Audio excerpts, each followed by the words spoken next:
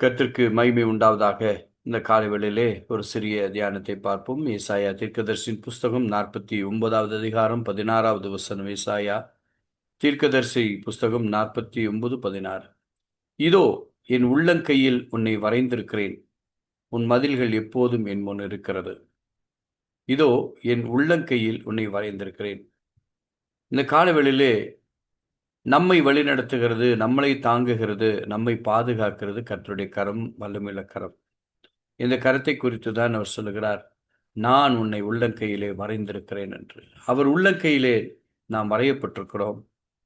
அதனால் ஏசாயா 49:19 வசனத்திலே சொல்லப்பட்டிருக்கிறதை பார்ப்போமானால், 15வது வசனத்தை பார்ப்போமானால், ஸ்திரீயானவள் தன் கர்ப்பத்தின் பிள்ளைக்கு இறங்காமல் தன் பாலகனை மறப்பாலோ? அவர்கள் மறந்தாலும் நான் உன்னை மறப்பதில்லை என்கிறார். ஒருபோதும் மறவாத நேசர். அவர் நம்மை அவருடைய உள்ளங்கையிலே நம்மை வரைந்து வைத்திருக்கிறார். அப்படிப்பட்ட ஒரு சர்வ வல்லமையுள்ள தேவன் நம்மை ஒருபோதும் மறவாதவர், மறக்காதவர். நாமும் அவருடைய அன்பு, அவருடைய பரிசுத்தம், அவருடைய பலத்தின் கரத்தினுடைய வல்லமை குறித்து நாம் மறக்கவே கூடாது.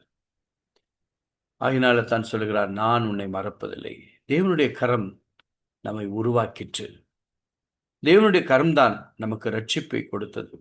தேவனுடைய கரம்தான் ஆபத்து நாட்களிலே நம்மை பாதுகாக்கிறதா இருக்கிறது. தேவனுடைய கரம்தான் நம்மை உயர்த்துகிறது. தேவனுடைய கரம் நம்மை தொட்டு குணமாக்குகிறது. தேவனுடைய கரங்களை குறித்து நாம் பார்ப்போமானால் அநேக காரியங்களை நாம் வேதத்திலே பார்க்கிறோம்.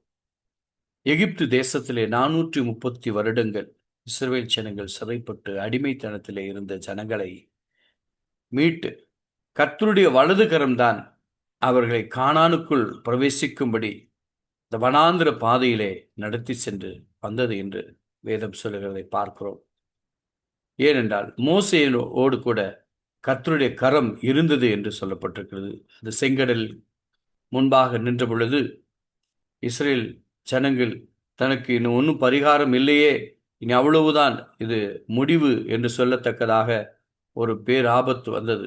செங்கடலுக்கு முன்பாக பின்பாக பார்வோனுடைய படைகள் திரளாக வந்து ஜனங்களை அழித்து போடும்படி வந்தது.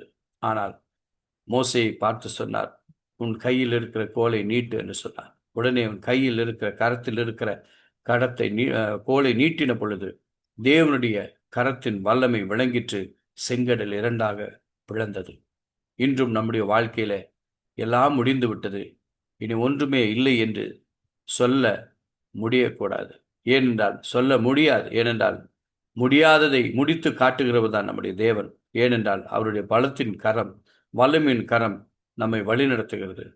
முடியல, ஒண்ணுமே முடியல, அவ்வளவுதான், முடிந்துருச்சு என்று நம்ம சொல்லும் பொழுது தேவனுடைய கரம் அந்த இடத்திலே நம்மை பாதுகாக்கிறது, நமக்கு ரட்சிப்பை கொடுக்கிறது, நமக்கு விடுதலை கொடுக்கிறது, அற்புதத்தை செய்கிறது. இப்படிப்பட்ட தேவனுடைய வல்லமையின் கரத்தினுடைய மகிமையை நாம் பார்த்து கொண்டிருக்க போகிறோம். தேவன் இந்த காலை வேளையிலே உங்களுடைய வாழ்க்கையிலே நிச்சயமாக அவருடைய வலதுகரம் நம்மை தாங்குகிறது, வழிநடத்துகிறது, பாதுகாக்கிறது. அவருடைய கரம் வல்லமையுள்ளதாக இருக்கிறது. ஆகினால் தான் ஏசாயா தீர்க்கதரிசி 62:23வது அதிகாரத்தில் 3வது வசனத்தில் சொல்லுகிறது. ஏசாயா 62:3, நாம் எப்படி இருக்கிறோம் என்று வேதம் சொல்லுகிறது. கர்த்தர் சொல்லுகிறார் தீர்க்கதரிசனமாக, நீ கர்த்தருடைய கையில் அலங்காரமான கிரீடமும் உன் தேவனுடைய கரத்தில் ராஜமுடியுமாயிருக்கிறாய் என்று. அப்போ தேவனுடைய கரத்திலே நாம் எப்படிப்பட்டவர்களாய் இருக்கிறோம்? அலங்காரமான கிரீடமாயிருக்கிறோம். தேவனுடைய கரத்திலே ராஜமுடியாயிருக்கிறோம்.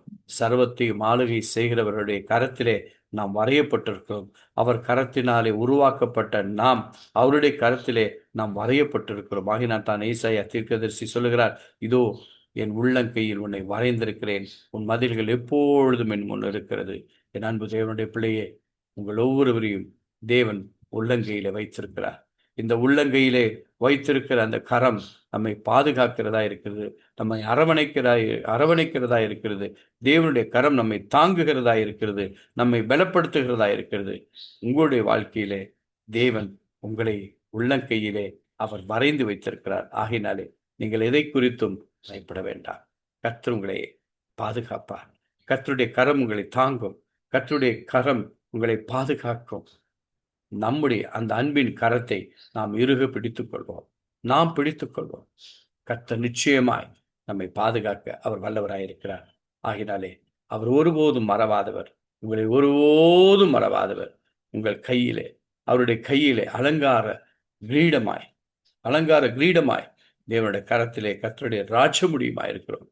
அப்படிப்பட்ட ஒரு கிருபையை ஆண்டவர் நமக்கு கொடுத்திருக்கிறார், உங்களுக்கு கொடுத்திருக்கிறார். தேவன் வல்லமையுள்ள தேவன். அந்த தேவனைத்தான் நாம் ஆராதித்துக் கொண்டிருக்கிறோம். ஜெபிப்போமா? Praise God.